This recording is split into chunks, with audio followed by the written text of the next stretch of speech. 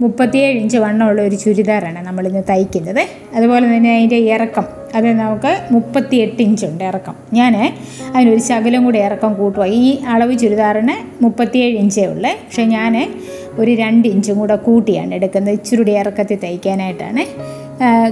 കൈയുടെ നമ്മൾ ഫ്രണ്ട് കഴുത്ത നോക്കാൻ പോകുന്നത്. നമ്മൾ ഫ്രണ്ട് കഴുത്ത് 5 ഇഞ്ച് താഴേക്ക് ഷോൾഡറിൽ നിന്ന് താഴേക്ക് ഇതാക്കുന്നു. എന്നിട്ട് നമ്മളത് ശരിക്കും അത് ഷേപ്പ് ചെയ്ത് നമ്മൾ വെട്ടിയെടുക്കുന്നു. കണ്ടോ? ഇനി അതുപോലെ തന്നെ കൈക്കുഴി. ഇപ്പം കൈക്കുഴി നമ്മൾ ഫ്രണ്ട് കഴുത്തും കൈക്കുഴി ഇറക്കും. ഇനി വേറൊരു കാര്യം, നിങ്ങൾക്കിനി അളവെടുക്കാൻ അറിയാൻ മേലെന്ന് വിചാരിച്ചോ, അളവെടുത്ത് അതിൻ്റെ കണക്കിന് അറിയാൻ മേലെങ്കിൽ നിങ്ങൾക്ക് പാകമുള്ള ഒരു ചുരിദാർ എടുത്തിട്ട് നിങ്ങളത് ശകലം പോലും ചുളുങ്ങാതെ നിവർത്തി രണ്ടായിട്ട് നേരെ മടക്കി നമ്മളത് വെച്ച് നമുക്ക് വെട്ടാം. അപ്പം വെട്ടുമ്പം കറക്റ്റ് എത്ര നീളവും വണ്ണവും ഒന്നും അല്ല, നമ്മൾ തയ്യൽ തുമ്പ് ഇട്ടേ വെട്ടാവുള്ളൂ. അത് ഓർത്തോണം. തയ്യൽ തുമ്പ് ഒരു 2 ഇഞ്ചെങ്കിലും ഇട്ട് വേണം നമുക്ക് വെട്ടാൻ. വേണമെങ്കിൽ നമുക്ക് വണ്ണം കൂട്ടാനോ കുറയ്ക്കാനോ ഒക്കെ പറ്റും. ഇപ്പം വണ്ണം കൂടുവാണെങ്കിൽ നമുക്ക് ആ തയ്യൽ തുമ്പ് ഒന്ന് അഴിച്ച് വിട്ടാൽ മതി. ഇനി വണ്ണം കുറച്ച് മതിയെങ്കിൽ നമുക്ക് കൂട്ടി അടിക്കാനും പറ്റും.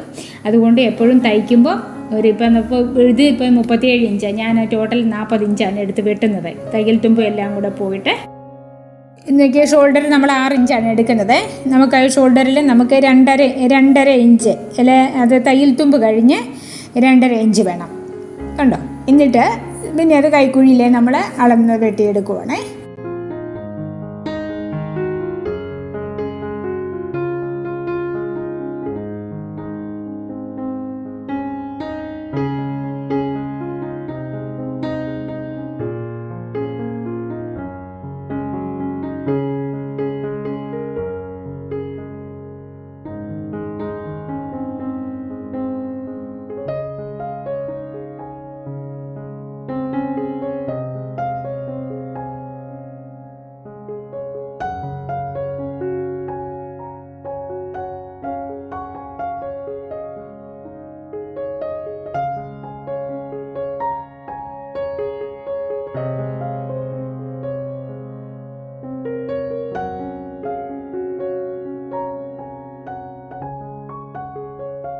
ഞാൻ ഇത്രയും നാളും സാരിയൊക്കെ വെട്ടിയാണ് നിങ്ങളെ തയ്ച്ച് കാണിച്ചുകൊണ്ടിരുന്നത്, ചുരിദാറൊക്കെ.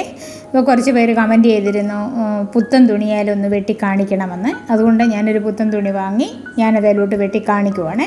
അപ്പോൾ നിങ്ങളതുപോലെ തന്നെ വെട്ടി എടുക്കണം.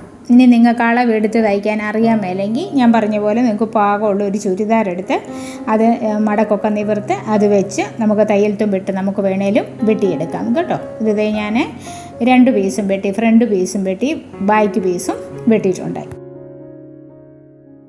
നമ്മളിപ്പോൾ സ്റ്റെപ്പ് ബൈ സ്റ്റെപ്പായിട്ടാണ് നമ്മളിത് വെട്ടുന്നത്. ഇതിൻ്റെ ഓരോ പാർട്ടായിട്ട് വെട്ടുന്നത് എന്തിനാണെന്ന് ചോദിച്ചാൽ നിങ്ങൾക്കത് കണ്ടു പഠിക്കാൻ വേണ്ടിയാണ്. ഇനി ഇതിൻ്റെ ബാക്കി പാർട്ട് അടുത്ത ദിവസം ഞാൻ ഇടുന്നുണ്ട്. അപ്പോൾ നിങ്ങൾ ഓരോ സ്റ്റെപ്പ് കണ്ടിട്ട് നിങ്ങൾ അത് തയ്ച്ച് നോക്കാവുള്ളേ. നമ്മൾ ഈ ചാനലിൽ ഇടുന്നതൊക്കെ നിങ്ങൾക്ക് കിട്ടണമെങ്കിൽ നിങ്ങൾ ആ നോട്ടിഫിക്കേഷൻ ഒന്ന് ഓൺ ചെയ്തിട്ടേ.